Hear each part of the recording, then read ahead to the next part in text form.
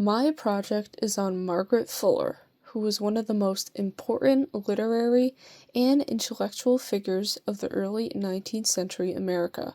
Fuller was a writer, an editor, critic, and feminist thinker who broke boundaries for women in literature and society. First, I'd like to start off stating my thesis. Through her writings and life, Margaret Fuller became America's first true feminist voice, challenging 19th century gender limits and paving the way for women to claim their own intellectual and social independence. Born May 23, 1810, in Cambridge, Massachusetts, Fuller was born into a well-educated family, where her father, Timothy Fuller, would personally oversee her in classical education, unusual for girls at the time, allowing her to learn Latin, Greek, and philosophy. Margaret was known for her intelligence and determination.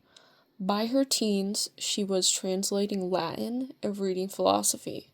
The downside to this intense education from her father led to social isolation and emotional side effects, including sleepwalking and nightmares.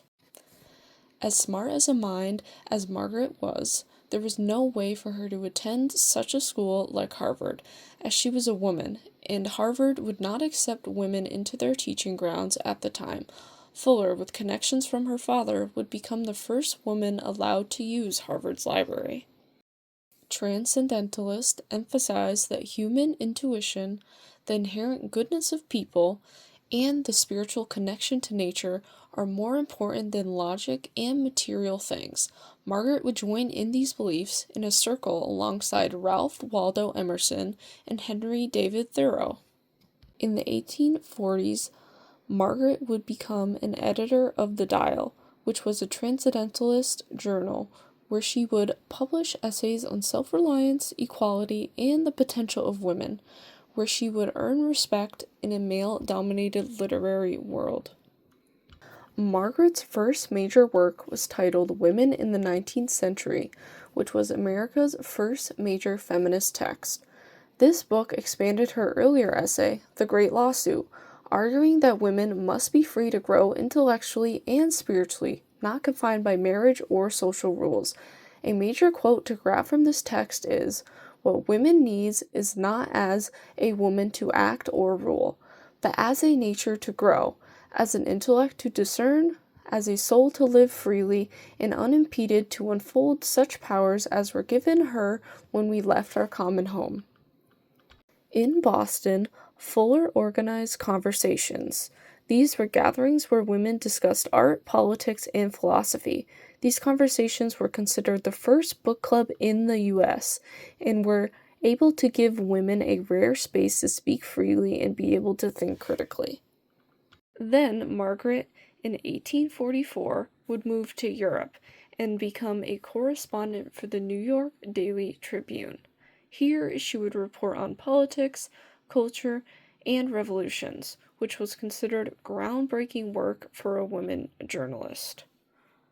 Fuller became a tutor in Rome, and as Serena Mochi states, during her time, Fuller used the revolution in Italy to redefine the contours of the nation and its shifting borders with the foreign, and to reaffirm the same exceptionalism underlying the creation of the American Empire of Liberty. In Rome, Fuller would meet Giovanni Osoli, an Italian nobleman fighting for freedom, where they would marry in a church which defined social norms. They had a son named Angelo and lived modestly while Fuller wrote about democracy and women's rights from first-hand experience. In 1850, at the age of 40, while returning to America by ship, Fuller, her husband, and her son died in a shipwreck off Fire Island, New York. Knowing Fuller, Emerson had sent Henry David Thoreau to Fire Island to find out what happened. He then recovered Fuller's desk, some baby clothes, and some papers. Her body was never found, nor her history of the Roman Revolution. Thoreau was shaken by this experience, stating, "Our thoughts are the epics of our lives, all else is but as a journal of the winds that blew while we were here," he wrote. The loss of Fuller was felt deeply. Emerson, Thoreau, and William Ellery Channing, collaborated on the publication of a biography titled Memoirs of Margaret Fuller O'Sully in 1852. It aimed to memorialize Fuller's life and contributions to literature and women's rights. Fuller's vision of women as intellectual equals would influence figures such as Elizabeth Cady Stanton and Susan B. Anthony, where she would pave the way for later feminist writers. Truth, freedom, and the full development of the soul. Fuller believed the soul knows no gender. Her transcendentalist belief in self-culture and inner divinity remains central to American individualism. Fuller has had a full revival in feminist scholarship all around the world. Today, scholars celebrate Fuller as a pioneer of the feminist literature, and her work is studied in both American literature classes and gender study courses. In the conclusion of my presentation, Margaret Fuller's life embodied courage, intellect, and independence.